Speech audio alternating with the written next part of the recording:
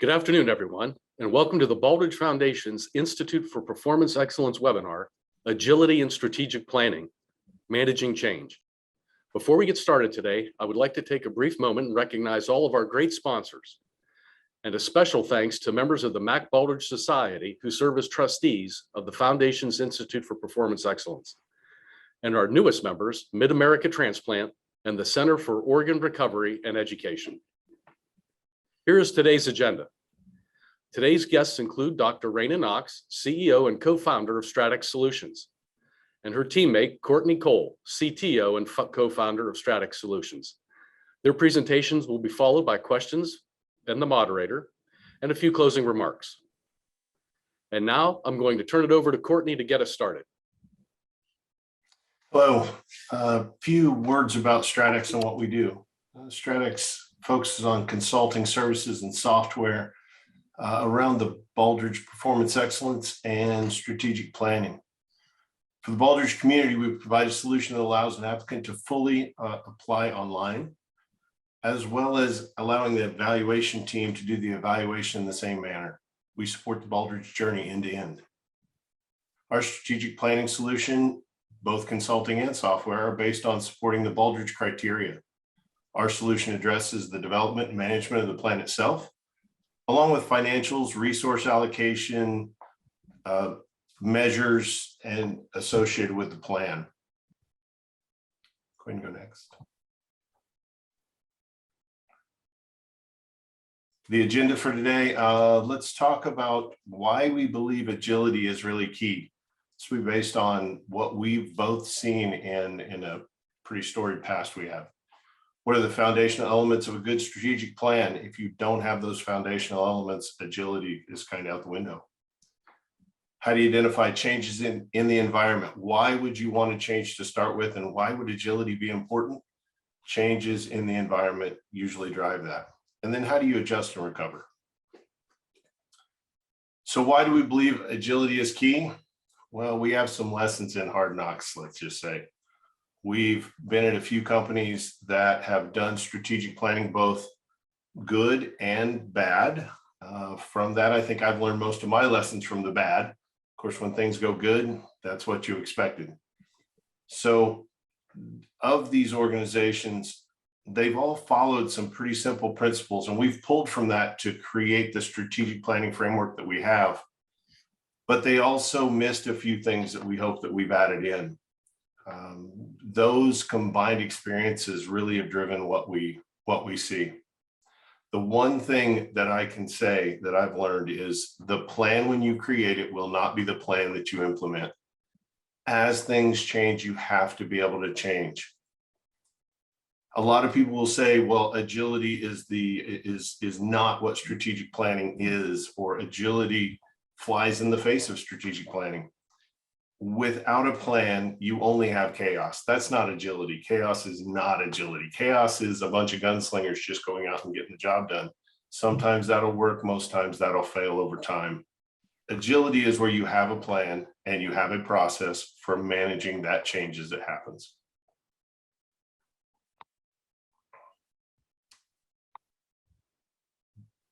Raina is going to take over from here and we'll keep on going.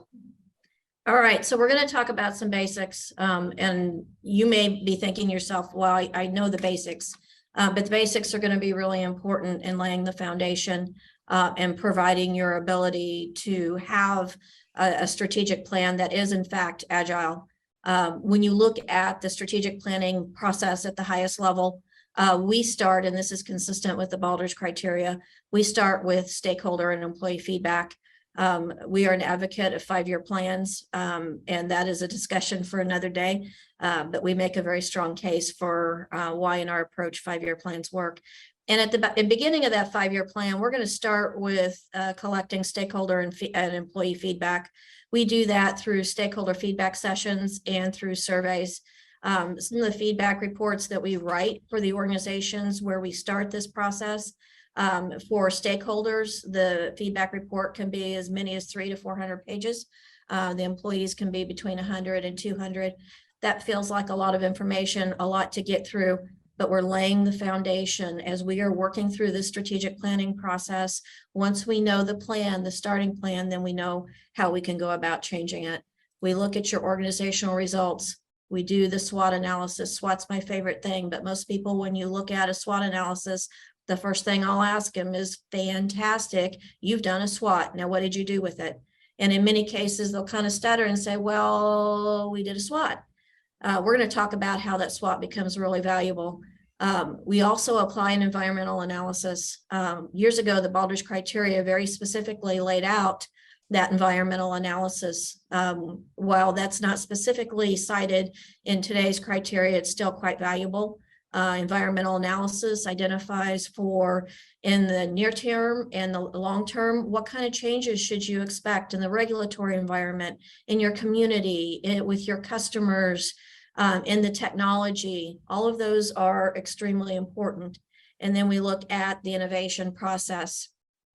All of those things are used to create probably one of the most important things coming out of the strategic plan development process, and that is the development of your strategic advantages, challenges, and opportunities.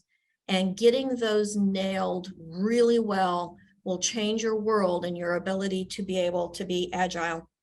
And when we identify strategic advantages, challenges, and opportunities, we identify what it is, we identify why it is, and then we list specific examples which provide something that most people within your organization can understand and relate to. In your 5-year plan, we do the normal processes: mission, vision, core values, core competencies. I'm going to talk about goals and objectives in our hierarchy. I'm also going to spend some time on governance. We're a huge advocate of governance. We think it's really important. We're going to tell you why. And of course, strategic measures. On your tactical plan, in the gray circle, we're looking at the tactical approaches to implementing your strategic plan. We do a tremendous amount of resource capacity analysis, ensuring that what you sign yourself up for is actually achievable. We execute, we measure, and then there is the governance. All of that is then linked to your employees. So we have a cascading effect. This is a foundational element. These items are what's going to allow you to be able to be agile.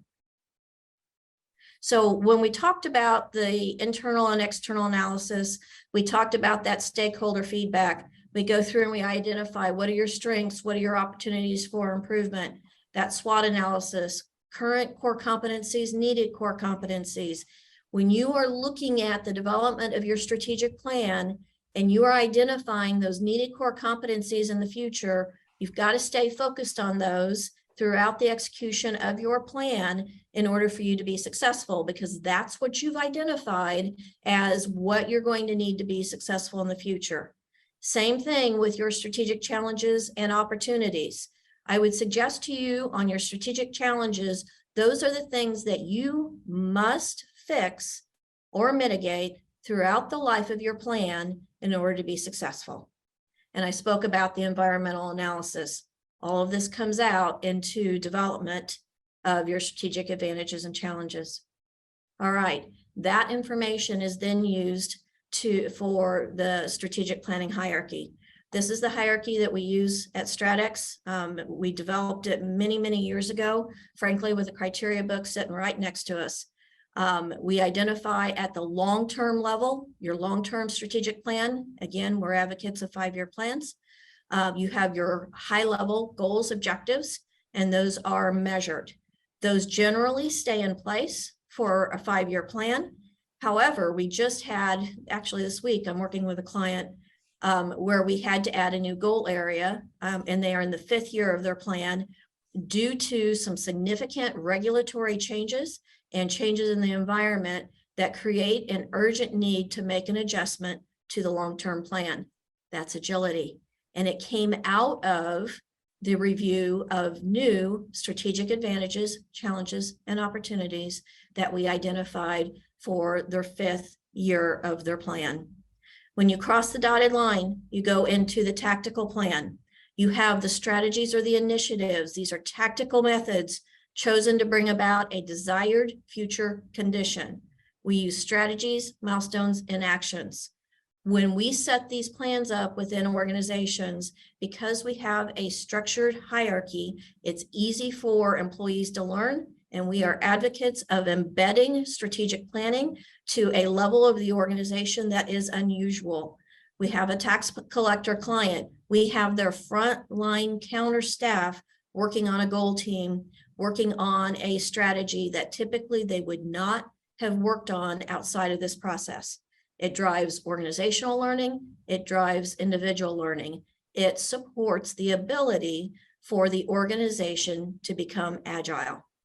So all of this might look a little bit rigid, if you will, and it's not at all. It is a framework, much like the Baldrige criteria is a framework. You set in place the analysis, the work, you're talking with your stakeholders, you're talking with your employees, you're identifying from a regulatory basis what's changing. You look at your environment. So what's happening in the environment around you. Right now, we have a tremendous amount of change in the environment. During the pandemic, we actually were working on doing what we called pandemic SWATs. During the pandemic, it took us a while as a nation, as a world, to figure out what was really happening. And the responses to the pandemic were very tactical in some cases. But there was some amazing work that was being done by organizations to be responsive to the changes in the environment around them. Offices were having to shut down, public offices, hospitals were having to completely change their operations, how they worked with patients, how they worked with the families. The change due to the pandemic was happening, but what we did is we stopped, we paused. Once initiatives had been implemented, once change had been implemented, we stopped, we paused, and we literally did what we called a pandemic SWAT. And we looked at that SWAT and we compared it to the SWAT that we had completed previously. We also developed, updated advantages, challenges, and opportunities. And there were things that happened within the pandemic that were actually considered to be future best practices. Agility, the ability to be able to execute against your plan, to continuously review your plan, and to ensure that you are making adjustments as needed. I want to reference back Courtney's comment about chaos. It may feel like we've had, and maybe even continue to have, a lot of chaos in our environment. You control that chaos through the implementation of a good, solid strategic plan with the elements that we're talking about, and you measure and govern. And we're going to talk about the importance of that. But as you are putting in place these foundational elements, as you have a strategic planning framework that everyone understands, that allows you to look at it from year to year and say, how are we doing?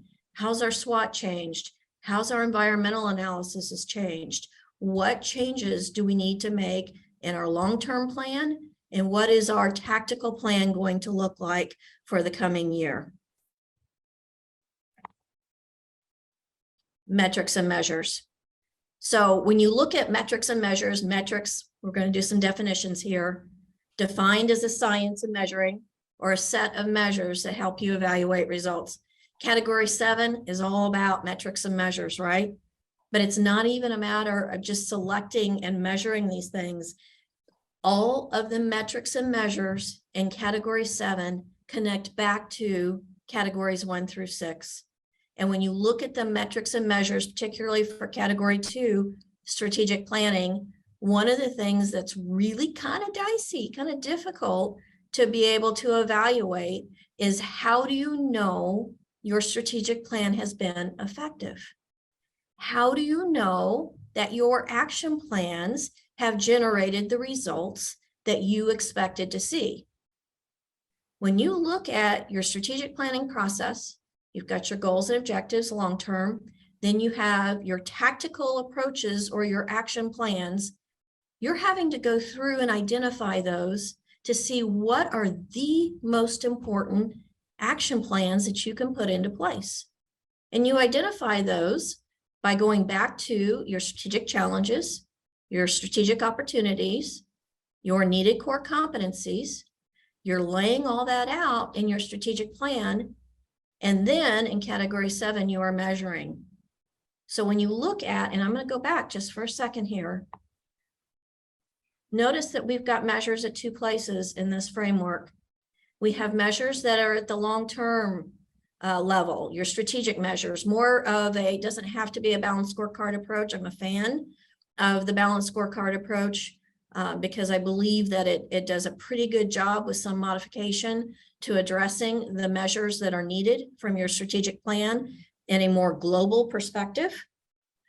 Then we have tactical measures. In your tactical measures, these are all about measuring the effectiveness of your action plans. In order for you to be able to do that, when you identify a strategy or an action plan that you're going to work on at a tactical level, and these are done annually, you have to have a baseline.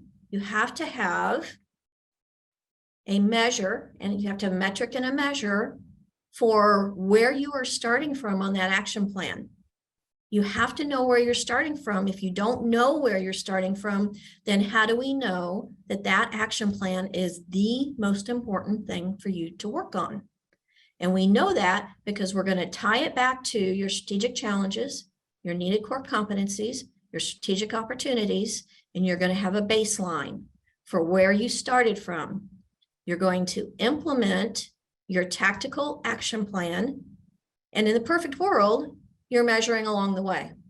In the perfect world, as you are implementing your action plans, as you are making changes to your processes, you are evaluating, you're doing pilot tests.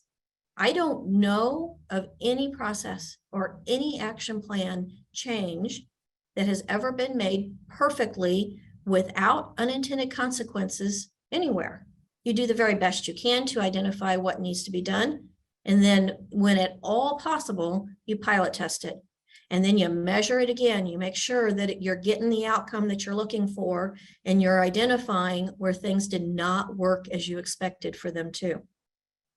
So we have 2 levels of measures. We have your long-term measures, and we have your tactical measures, metrics and measures. Category 7, but it's more than just being category 7. It's the fact that category 7, which is such a big part of the Baldrige criteria, is directly tied to every single process category 1 through 6, including category 2, strategic planning. From an integration perspective, we know that strategic planning does not sit by itself. So in your strategic planning process, you're tying it back to your leadership. You're tying it to your customers and your stakeholders. Remember when I said we got to start this process with a feedback from your stakeholders, your customers, and your employees. It ties to your workforce engagement, your workforce satisfaction. When you start getting into identifying what you're going to do in your strategic plan, where's your capacity and capability to be able to execute that? Such a direct tie between metrics and measures, strategic planning, and the other categories. Okay, so organizational execution, it's not at all a straight line. You have your original plan as you have developed it. You've done the very best you can. You've followed every step in the process, and you have developed a brand new, shiny 5-year strategic plan. You've identified your year 1 strategies, those action plans that you're going to implement to address the goals and objectives. But as Courtney said, the minute you decide that that's what it is, change starts to happen. I always say the minute you hit print on that, and some people don't print anymore, that's okay, goodness. But the minute you hit print on a plan, it's out of date. This is why, actually, frankly, it's why we developed the software system, because you've got to have the ability to make change. So in the initiation of new strategic plans, you have to start executing. In the environment that we use, the process that we use goal teams. Remember, goals and objectives. We have teams of people who are working on executing the plan. They're going throughout a month. They're doing what they're supposed to do. There's a check-in, there's a governance that I'm going to talk about. But guess what? Business, life, the environment, the world is changing on a constant basis. New initiatives come up. In many traditional environments, when those new initiatives come up, they just get thrown on top of the strategic plan. Don't know how we're going to do it. Got to do it. We'll figure it out. You can't just figure it out. You've got to use measures. You've got to do your capacity analysis. You've got to be reviewing your key performance indicators, your metrics and your measures. Your ability to adapt to change, changes include political and health events like what we've been experiencing, regulatory and legislative changes, tremendous number of regulatory and legislative changes that are happening in sectors all over. We have at-risk strategic or operational measures. We have the great resignation that's happening right now. We have shortages in the supply chain. We have shortages in our employees. We are not necessarily able to execute as much as we have in the past. You have to be able to change direction within the scope of your operational and strategic direction to move forward. Let's just throw in some leadership changes. Leadership are also changing. You've also got changes in capacity and capability. As your employees leave, if they move into other positions within your organization, or if they leave completely, that means your capacity and your capability both are impacted. So let's talk about governance. In our strategic planning process, we recommend at the very highest level, you've got to have a review process, a governance process, a way of being able to manage change. We recommend, based on best practice from what we are seeing, and this goes over many, many years of doing this, monthly governance seems to be the right level of review. We've had clients who want to do governance more often. I've had a client who wanted to go in and they did it weekly. And they ended up, after about 6 to 8 months, changing that back to monthly. You can do it weekly, not saying you absolutely cannot, but that seems to be too much. Now, there needs to be a process as your teams who are working on executing against your plan have the ability to raise their hand in between those governance sessions if there is an emergency, if there's something happening that cannot wait. But in general, your ability to be agile, your ability to execute your strategic plan is dependent upon your ability to maintain and execute a governance structure. So here's what that means. That means that there's no changes to your plan or approval of significant projects or approved strategies occur without governance approval. What we find in the development of the annual plan, so we have a 5-year plan, and then we have an annual tactical plan that partners with that. Once that is established, the capacity analysis, which is a significant portion of developing that plan, occurs. Everything's been approved. We start to execute. No changes to that without approval. Even strategy timeline changes. So if you have, for instance, an initiative that is being executed, you can have budgetary impacts, you can have resource impacts, something that occurs that would mean that your timeline is not going to be consistent with what was originally approved. In the process we recommend, which drives an effective governance process, the goal teams who are working on these actions will identify that those actions are turned red. Red's not a bad thing. And some folks get kind of sideways on, oh, red's bad. No, it's not, but it's very clearly identifies that leadership attention is needed. So this allows those who are working on the strategic plans at any level of the organization to raise their hand without penalty and say, we have an environment here or a project that needs leadership attention, may need a budget approval, may need a resource approval, may need a timeline approval. The reason why this needs to happen in governance is very few of these occur by themselves. There is interdependability across some of these actions. If you don't have a governance process that features leadership attention within there, then there could be action plans that are adjusted if they're not approved in a governance process. They're being adjusted without an understanding of the overall impact to the strategic plan.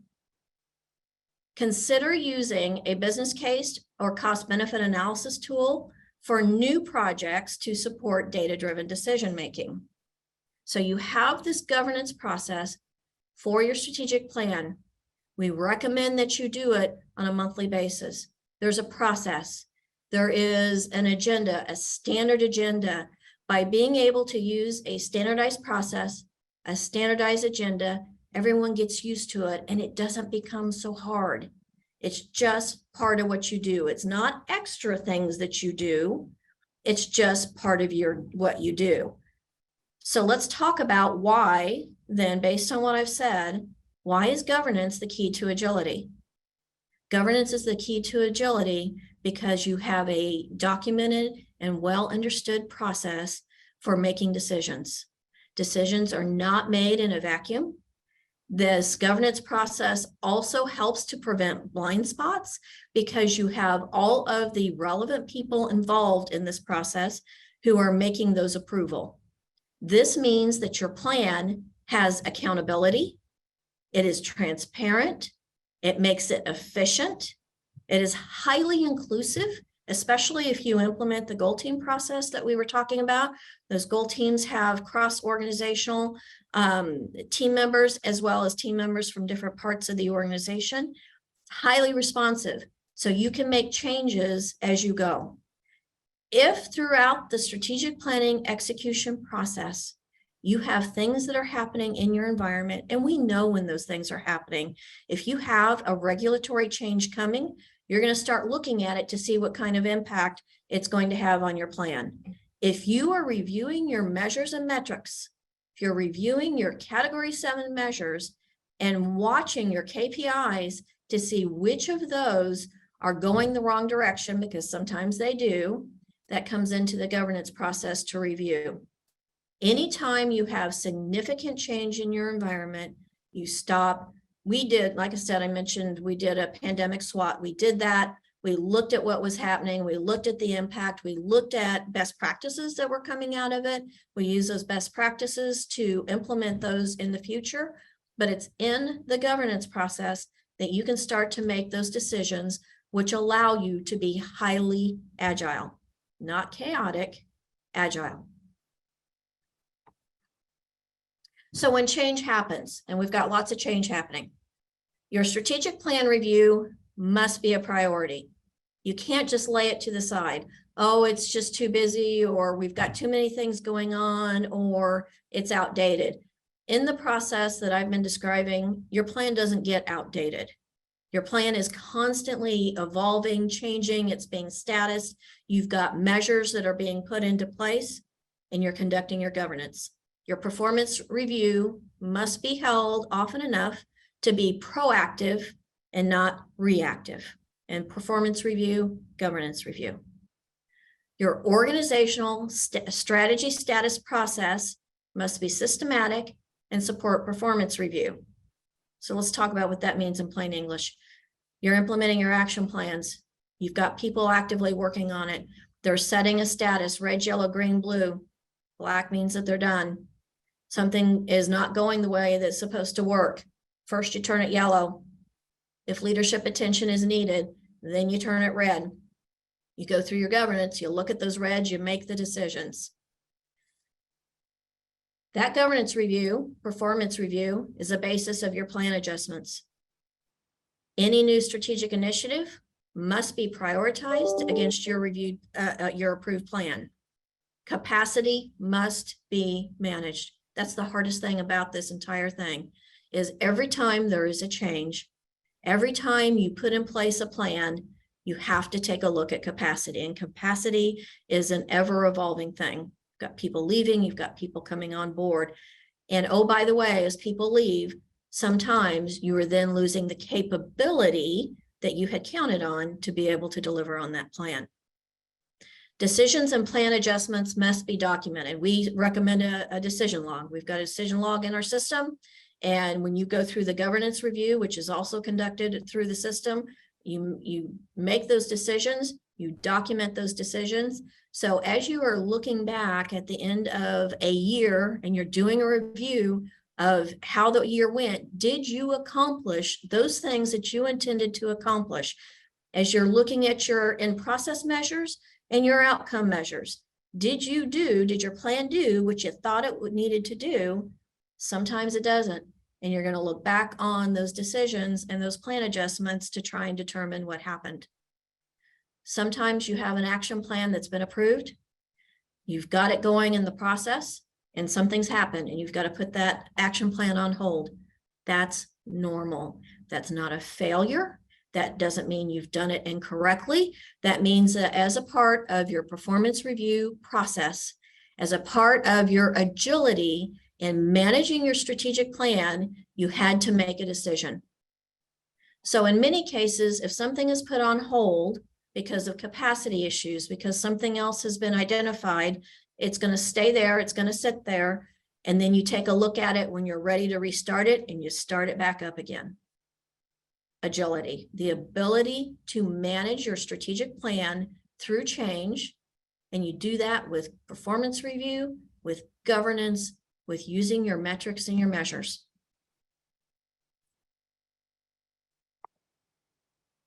So here's our key points. Change is happening. It's going to continue to happen. Right about the time I think that the change can't get any faster, it continues to get faster and faster. To be truly agile, you must have a process that embraces, accentuates the positives while mitigating the negatives of change. Governance of the plan should increase agility while limiting exposure. And I want to tie back again, I think Courtney made a really important point. This is not chaos. This is a systematic approach to your strategic plan following a documented and understood process that is conducted approximately the same way every time, that goes through cycles of learning where you identify best practices. And that allows you to get better at it every time you do it, and it allows you to be agile.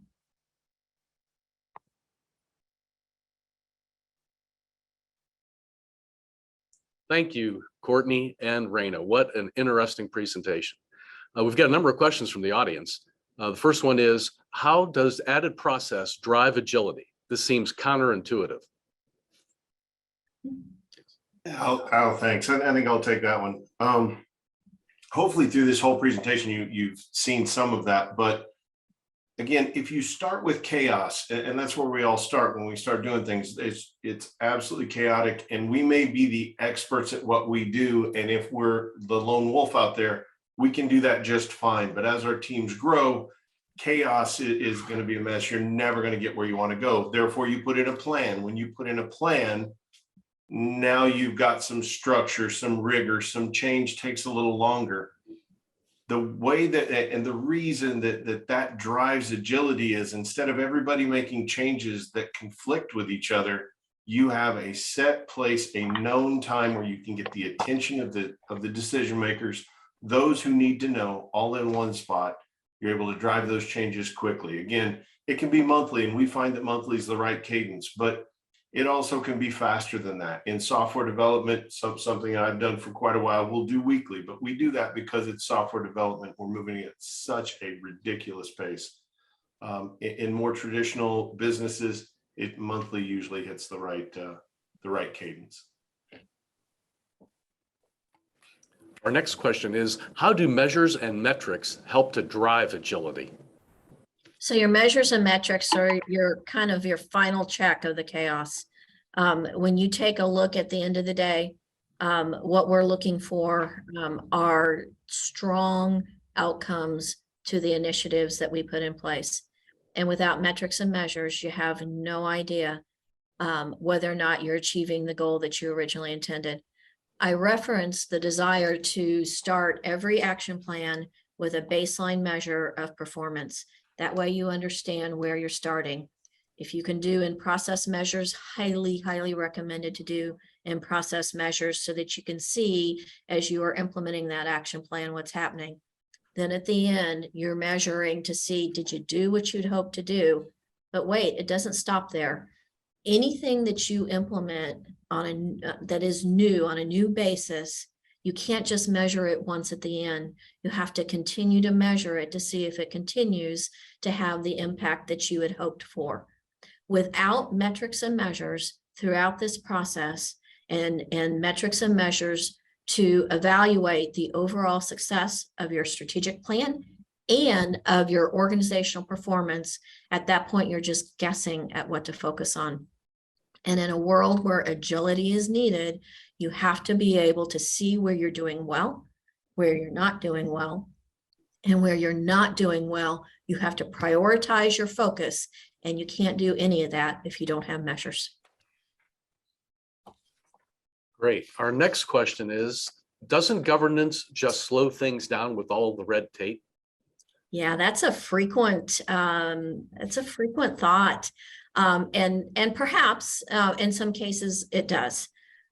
Where we have found it does not is when you have a systematic approach to conducting governance.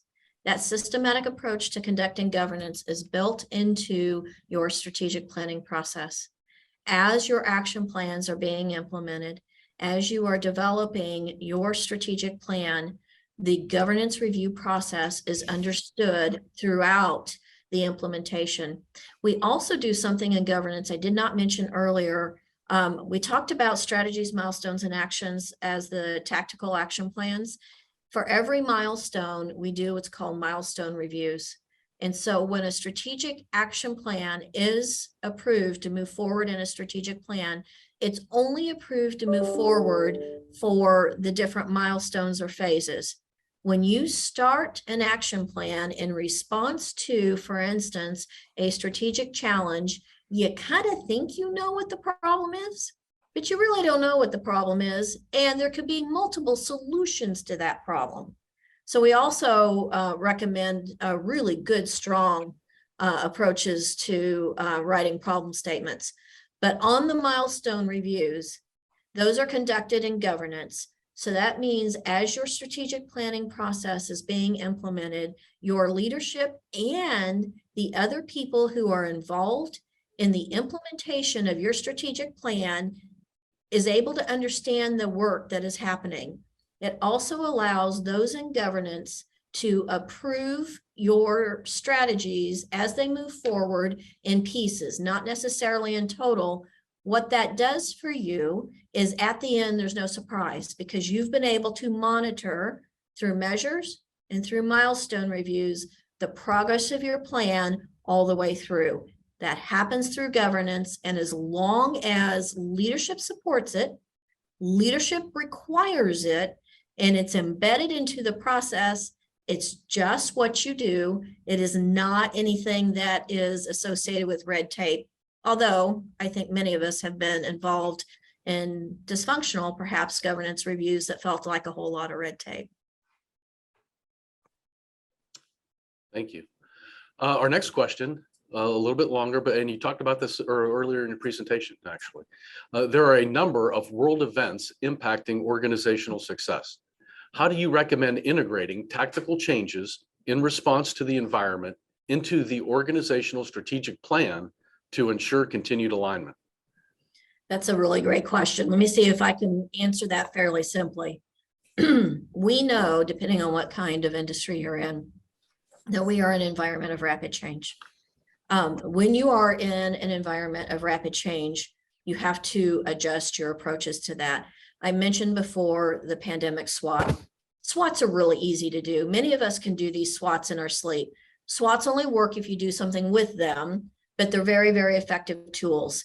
In an environment where things are rapidly changing, I recommend the check-in process. Perhaps on a quarterly basis, you're doing that SWOT analysis. You're checking to see what's happening. You're monitoring those things that are the most significant risk to your organization, generally connected to your strategic challenges, and you're implementing approaches connected to your governance process that allow you to monitor those things. But I find that in an environment of change, conducting something like a SWOT on a quarterly basis allows you to get on top of, ahead of, be more proactive about changes that are occurring that may have a negative impact on your organization. This next one seems somewhat simple, but important. What is your definition of a stakeholder? This is a conversation I have. We have some unique clients, and when we first started talking with them about their stakeholders, it felt very odd to them. So stakeholders can be uniquely identified by sector. A general definition of a stakeholder are those that are partnered with you in some fashion in delivering on what your mission is. The customer receives, so if you're, for instance, in a retail, you're receiving a product, that would be a customer, but a stakeholder has some part to play in being able to achieve that mission. We work with a lot of nonprofits, healthcare. It puts a different twist on that. Courtney, I'd be interested from your background, how would you define a stakeholder? I think in the simplest terms, a stakeholder is someone who helps you, or some group of folks who help you achieve, again, which said your mission. That's everyone from your board of directors to your employees. Your vendors could be, if they're strategic partners, I wouldn't bring in a quote vendor, but if you have strategic partners, anyone of that nature, anyone who's actually helped drive the bus, not maybe those who are riding on the bus. Mm-hmm. That's a good way of looking at it. Our next question is, how do you move from SWAT to development of goals? So this is one of my favorites. As I've been saying, I'm a fan of SWAT. I get frustrated with SWAT when people don't do anything with it. I look at SWAT along with the environmental analysis. I also use something totally made up. I thought it was unique until I found out everybody does a version of this in the sleepless nights. When you look at a SWOT analysis, when you look at an environmental analysis, it's coming from the head. You're doing this deep analysis of what's going well, what's not going well. When you look at sleepless nights, it's coming from the heart, those things that scare you, that you're concerned about on behalf of your business. I believe the magic in moving the SWOT and all of that analysis to the development of the goals lies in the inclusion of your stakeholder and employee feedback. And so we have a process where we go through, we take the analysis, and generally the SWOT and all that's done in retreat like most people do. And we take that feedback report and we pull them together and we go through a process of raising that information up to a strategic level to identify those challenges, advantages, and opportunities. And while that's a very non-specific answer, that's exactly what we do. We go through and we look at it from the standpoint of your most important strengths, your most important things that are going to be challenges or opportunities. We look at them strategically in alignment with your mission and your vision, and we start to develop those. It's not an easy process. It takes some effort to do, but it's totally worth it when you get a really well-written set of statements that everyone in your organization can understand around the advantages, challenges, and opportunities. We got a couple more questions here. Actually, we have about 6 or 7, but we can only have time for about 1 or 2 more. But here's the next one. How do you determine the proper level at which governance could begin to intrude or get sucked into administrative detail? This is all in how you establish the process. The hierarchy that I showed, the goals and objectives, the strategies, milestones, and actions are tied to this governance process where very specific topics and approaches are reviewed. We like to use an exception-based governance process, which helps with kind of getting too far into the administrative detail. If you look at the review of your strategic plan on an exception basis and you implement a process where when you need leadership attention, you're turning it red, it makes it very easy to go through with a systematic, documented process to say, okay, these are the most important things that we have to look at. These things are all red. That means a leadership decision is needed, and that's where we're going to focus. When you do that, rarely, very rarely do you get too tied into the administrative details. There's not time. You're really focused on fixing the problems that need to be fixed. Thank you. Okay, here's our last question here, and it is about budgets. Budgets tend to focus more on operational than strategic goals. Should there be a specific budget fund for the strategic planning process? The way we handle that is we like to align the strategic planning process with the budget process. In most cases, your strategic plan is going to have financial implications. At the very minimum, there are resource ramifications to your strategic plan, but frequently there are also capital expense. If you align your strategic planning process to ensure that when you get to the point to where you are doing your budget, you have approved action plans to be able to implement for the next year with high-level financial considerations identified, at that point, you can ensure that you've got the budget to address the strategic initiatives as well as your operational. Now, Courtney, what is your thought on that based on your experience? I think it's important at the beginning that those two things align. So if you don't put put your strategic plan just before your budget or early enough to where you can allocate budget, there's no chance of it going. Now, should it be its own budget allocation process, I think was the question, or should it be separate from operational?